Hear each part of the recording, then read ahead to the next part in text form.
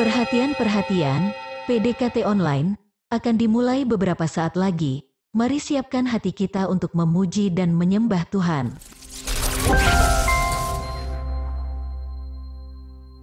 Shalom, Sobat DC Ministry yang dikasih Tuhan Yesus. Puji syukur pada Tuhan kalau hari ini kita bisa kembali lagi berjumpa dalam PDKT Online dengan kondisi yang baik, tanpa kekurangan sesuatu apapun. Di kesempatan kali ini, saya rindu untuk membagikan sebuah renungan yang Tuhan taruh di hati saya, khusus buat Sobat DC Ministry yang mungkin sedang merasa gelisah di hatinya, rasanya seperti ada beban yang berat yang terus menekan hati dan sulit untuk dilepaskan. Mungkin karena sebuah pergumulan, atau mungkin juga Anda sendiri pun tidak tahu kenapa hatimu merasa demikian. Tetapi satu hal yang saya percaya, dan ini bukanlah sebuah kebetulan, di hari ini Tuhan sedang mengajak kita untuk masuk ke Taman Getsemani, untuk menyaksikan bagaimana Yesus di dalam tubuh kemanusiaannya pernah mengalami tekanan yang sangat berat.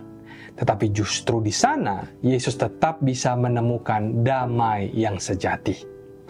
Buat setiap kita yang rindu dan mungkin juga penasaran gimana caranya untuk menemukan damai yang sejati seperti apa yang Yesus pernah alami, mari saya ajak kita untuk belajar dari pengalaman Yesus.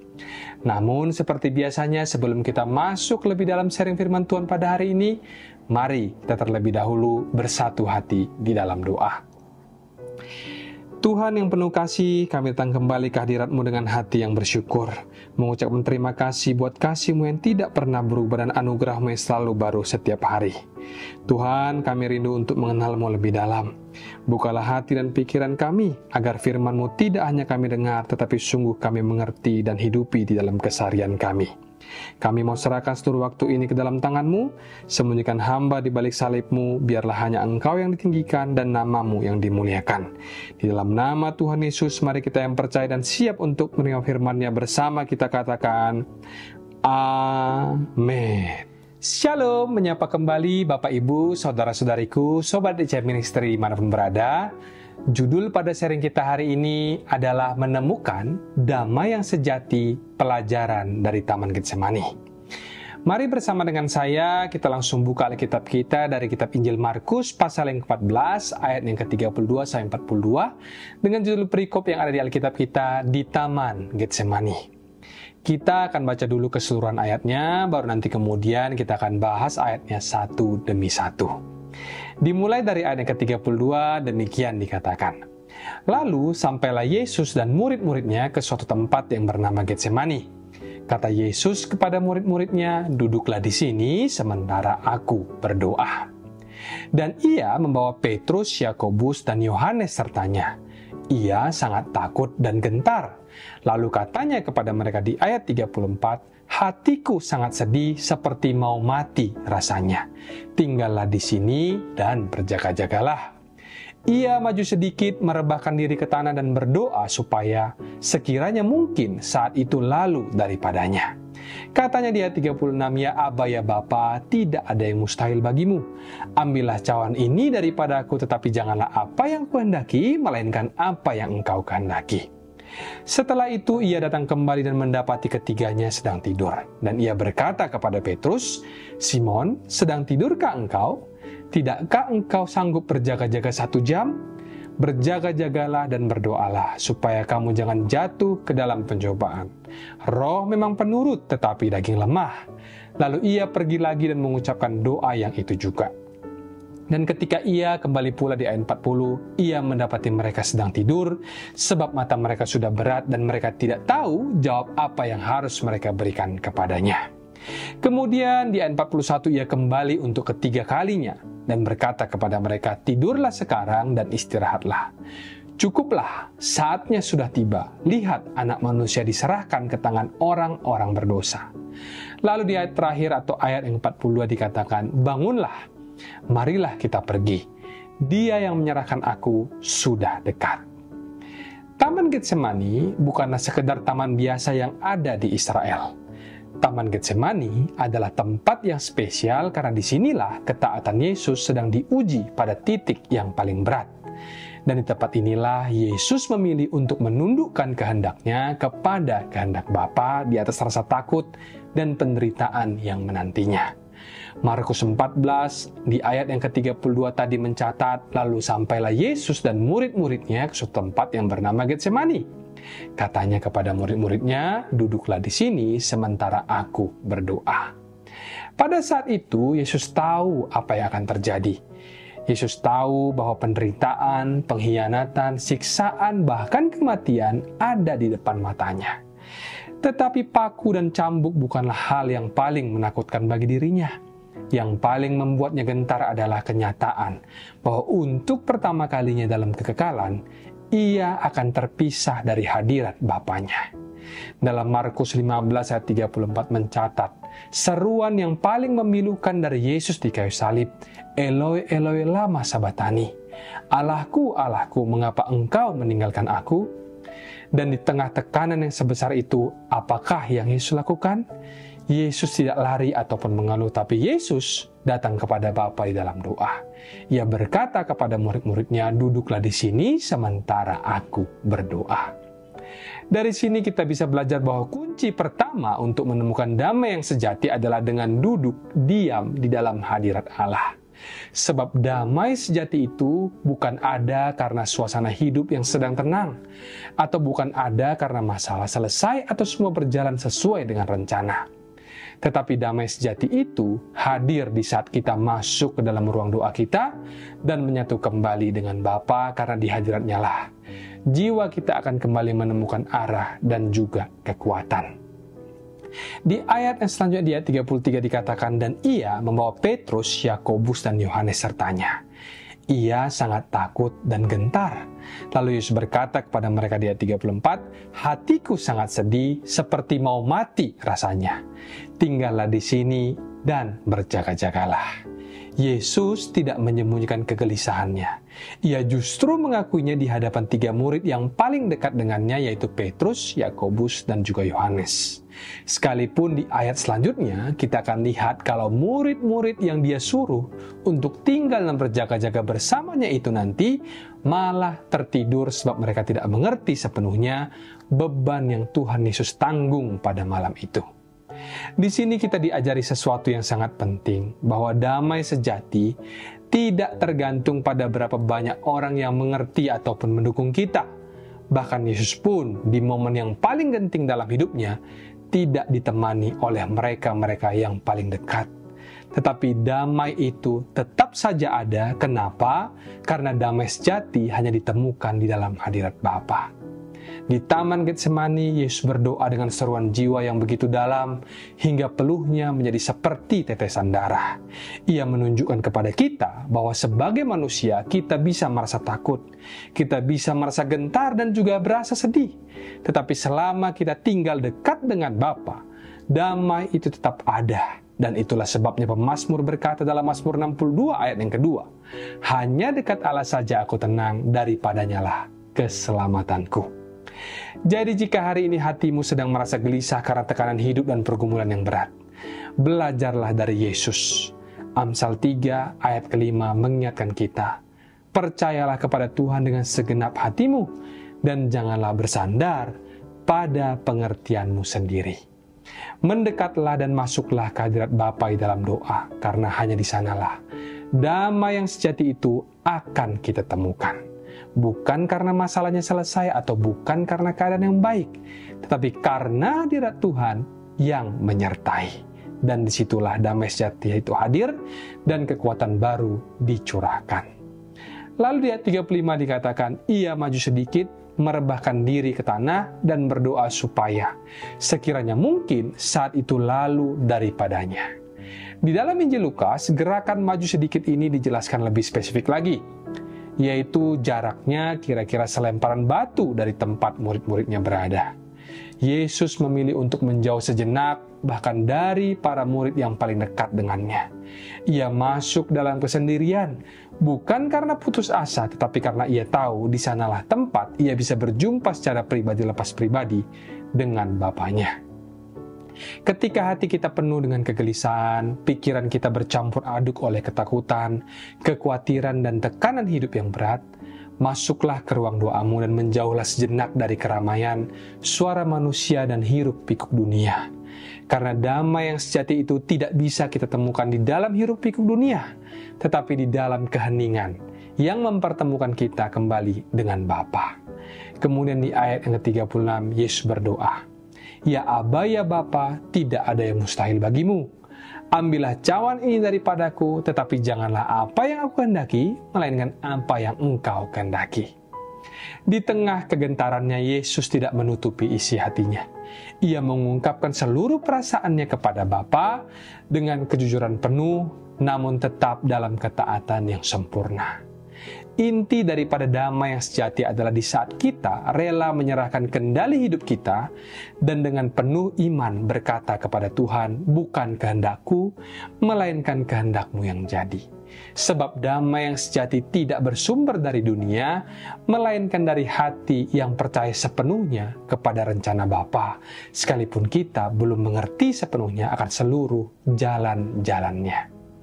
Dunia bisa saja mengambil harta, nama baik, bahkan kesehatan kita.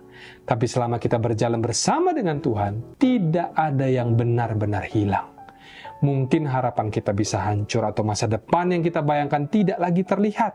Tetapi Tuhan tidak membiarkan semuanya sia-sia, karena bersama Tuhan, bahkan yang retak bisa dibentuk ulang menjadi bejana yang lebih mulia. Seperti seorang penjunan yang tidak membuang tanah liat yang rusak, Tuhan tidak membuang hidup kita yang pernah hancur. Ia membentuk ulang dengan tangannya yang penuh kasih, menciptakan dari puing-puing sesuatu yang baru, yang indah, yang berkenan di hadapannya. Kehidupan yang pernah remuk di tangan Tuhan bisa menjadi karya yang penuh dengan kemuliaan. Sebab di dalam Tuhan, buluh yang patah tidak akan dipatahkannya, dan sumbu yang pudar nyalanya tidak akan dipadamkannya. Bahkan di saat hidup terasa jauh dari harapan, kita tidak perlu takut sebab Tuhan tidak pernah kehabisan rencana. Kalaupun rencana A gagal, Tuhan bisa pakai rencana B, rencana C, rencana D, sampai rencana Z sekalipun. Karena kasih dan kuasanya tidak terbatas dan Dia sanggup menebus setiap kegagalan menjadi jalan menuju kebaikan. Namun, kasih yang sebesar itu bukan untuk disalahartikan.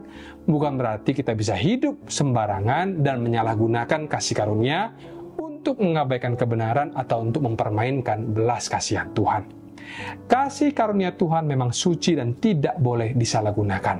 Tapi kasih itu juga tidak pernah dimaksudkan untuk membuat kita hidup dalam ketakutan akan kegagalan. Kita tidak dipanggil untuk terus-menerus merasa takut jatuh, takut gagal, atau takut tidak sempurna. Sebab kasih karunia-Nya bukan hanya mengampuni, tetapi juga memampukan. Tuhan tidak menuntut kesempurnaan, tetapi Ia merindukan hati kita yang mau kembali. Hati yang sungguh-sungguh ingin bertumbuh. Karena selama kita sungguh-sungguh mau bertobat, Tuhan tetap sanggup mengubah setiap kegagalan menjadi karya yang indah. Sekalipun nasi sudah menjadi bubur, Tuhan bisa menjadikan bubur itu menjadi bubur yang enak, mengenyangkan, serta tetap bisa kita syukuri. Sebab damai sejati bukan datang dari hidup yang tanpa masalah, tetapi dari hati yang penuh kepercayaan kepada kehendak Bapa. Ketika kita bisa berkata, "Bukan kehendakku, tetapi kehendak-Mu yang jadi," maka di sanalah damai itu tinggal, karena kita tahu pada akhirnya kita akan bersama Tuhan, nama kita tertulis dalam kitab kehidupan. Seburuk apapun situasi dunia ini, hati kita tetap bisa merasa tenang. Ibaratkan seperti menonton film yang kita sudah tahu nanti di endingnya bakal bahagia. Mungkin sepanjang cerita kita tetap merasa tegang, tapi jauh dalam hati kita tahu kalau semuanya akan baik-baik saja. Ada amin, saudaraku? Dan sekarang kita masuk ke ayat 37, dikatakan, "Kemudian ia datang kembali dan mendapati mereka sedang tidur. Dan ia berkata kepada Petrus, 'Simon, sedang tidurkah engkau? Tidakkah engkau sanggup berjaga-jaga 1 jam? Berjaga-jagalah dan berdoalah supaya kamu jangan jatuh ke dalam pencobaan. Roh memang penurut, tetapi daging lemah.'" Yesus menegur Petrus di ayat ini bukan karena ia marah, tetapi karena ia mengasihi Petrus. Yesus tahu apa yang akan segera terjadi. Dia tahu bahwa pencobaan yang sangat berat sedang menanti para muridnya.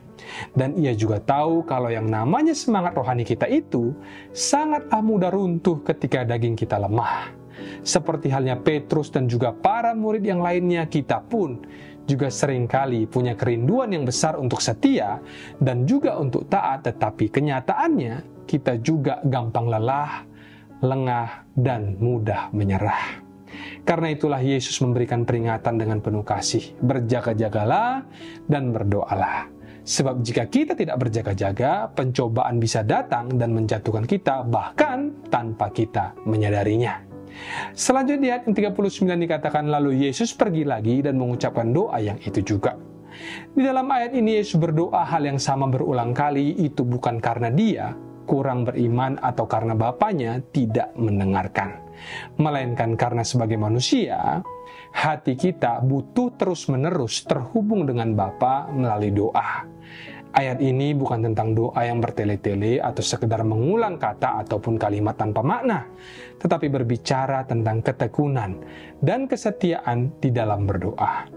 Yesus sedang memberi kita contoh bahwa damai sejati itu perlu untuk dijaga, sebab hati manusia itu sangat mudah terombang-ambing dan pikiran kita kerap kali ditarik ke arah kecemasan oleh berbagai macam gangguan dan ketakutan dari dunia ini.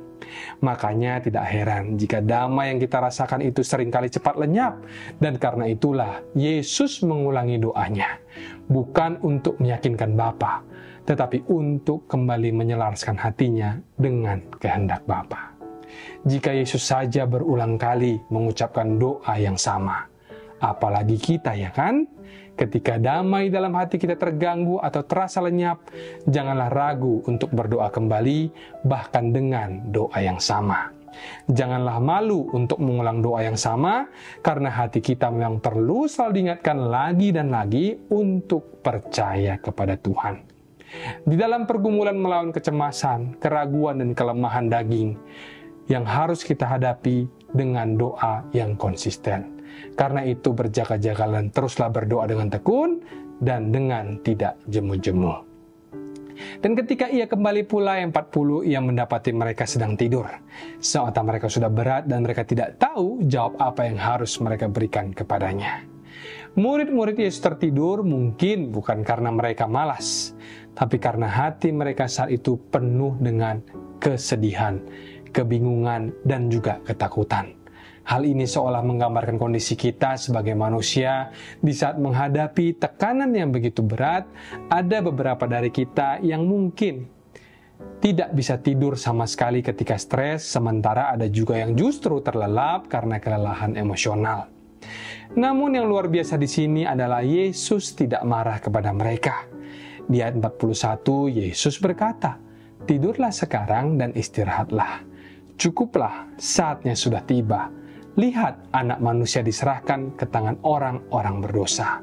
Hal ini menunjukkan bahwa damai Yesus terima melalui doanya meluap keluar, sehingga mampu untuk menenangkan orang lain atau para murid di dalam cerita ini.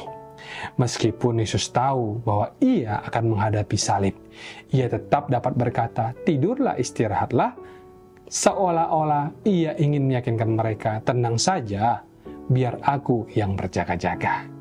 Inilah dia yang dinamakan dengan kekuatan damai sejati. Damai yang tidak hanya cukup untuk diri sendiri, tapi juga melindungi orang lain. Setelah itu di ayat 40 Yesus lanjut berkata, "Bangunlah, marilah kita pergi.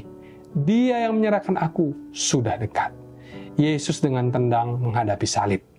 Bukan karena masalahnya lenyap, melainkan karena ia percaya bahwa Bapaknya yang pegang kendali. Dalam konteks Yesus, rencana indah itu adalah penyelamatan dunia. Dalam kehidupan kita, rencana indah itu dapat berupa pemulihan, penyertaan, dan penggunaan ilahi untuk kemuliaannya. Damai yang Yesus miliki dan tawarkan kepada kita adalah damai yang tidak tergoyahkan, tidak rapuh di tengah goncangan, dan selalu cukup untuk memberikan kepada kita dan orang lain di sekitar kita kekuatan serta penghiburan. Dari sharing hari ini ada 5 poin yang akan saya rangkumkan, dimulai dengan poin pertama, menemukan damai sejati, pelajaran dari Getsemani. Poin pertama, Damai sejati dimulai saat kita berani masuk ke ruang doa. Yesus tahu penderitaan besar sedang menantinya, namun alih-alih menghindar, dia memilih untuk melangkah ke depan, merebahkan diri di hadapan Bapa dan membawa seluruh pergumulannya di dalam doa. Disinilah kita belajar bahwa damai sejati tidak ditemukan dalam hiruk pikuk dunia, tetapi dalam keintiman dengan Tuhan. Ketika kita berani meninggalkan keramaian dan meluangkan waktu untuk bertemu dengan Tuhan dalam doa, damai mulai tumbuh di dalam hati kita. Poin selanjutnya atau poin yang kedua, damai sejati ditemukan saat berserah, bukan dalam keinginan mengatur segalanya. Di Taman Getsemani, Yesus berkata, "Bukan kehendakku, tetapi kehendakmu yang jadi." Inilah puncak dari penyerahan hati yang total. Damai sejati muncul bukan karena semua masalah lenyap, tapi karena hati yang tulus berserah kepada kehendak Bapa. Kita sering merasa bahwa damai sulit diraih karena terlalu ingin mengatur segala hal sesuai rencana kita. Namun di saat kita melepaskan keinginan untuk mengatur segalanya dan memilih untuk percaya penuh kepada Tuhan, barulah damai itu datang. Dan poin yang ketiga, damai perlu dijaga dalam doa yang konsisten. Yesus berulang kali mengulangi doanya di taman. Itu bukan karena Bapa tidak mendengar, tetapi karena hati manusia itu memang butuh diingatkan untuk terus-menerus percaya. Sebab damai bukanlah sesuatu yang kita miliki sekali lalu bertahan selamanya, tetapi damai harus dipupuk melalui hubungan yang konsisten dengan Tuhan, melalui doa yang tidak jemu-jemu. Ketika kita setia berdoa, maka damai itu akan bertumbuh dan mengakar di dalam hidup kita. Poin yang keempat, damai yang penuh akan menguatkan orang lain.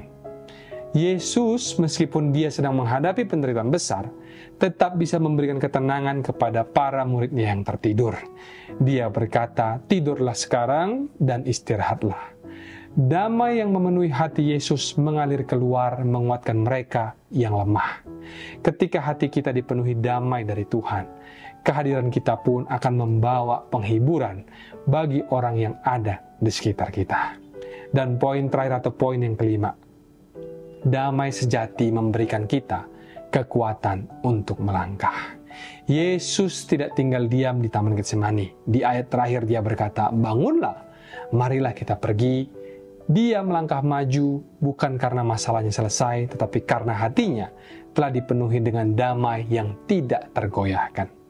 Ketika hati kita dipenuhi oleh damai yang dari Tuhan, kita akan beroleh kekuatan untuk dapat melangkah menghadapi hidup ini. Bukan dengan ketakutan, melainkan dengan keberanian. Sebab kita tahu, apapun yang terjadi, Tuhan pegang kendali. Saudaraku, Sobat DC Ministry yang terkasih, malam itu di Getsemani, Yesus tidak hanya mengajarkan bagaimana cara berdoa. Dia menunjukkan kepada kita bagaimana caranya menemukan damai yang sejati. Jika hari ini ada di antara kita yang sedang merasa gelisah, di dalam tekanan, ataupun tenggelam di dalam ketidakpastian, hari ini Yesus mengundangmu untuk masuk ke Getsemani. Bawalah hatimu kepada Bapa dan berserahlah. Yesus tidak menjanjikan hidup tanpa cobaan, tapi yang pasti di dalam Yesus ada damai yang sejati. Sebuah damai yang tidak bergantung pada situasi, yang tidak bisa dibeli dan juga tidak bisa dicuri. Demikian sharing firman Tuhan pada hari ini. Mari kita bersatu hati di dalam doa. Tuhan Yesus, terima kasih buat setiap kebenaran yang Engkau bukakan pada hari ini.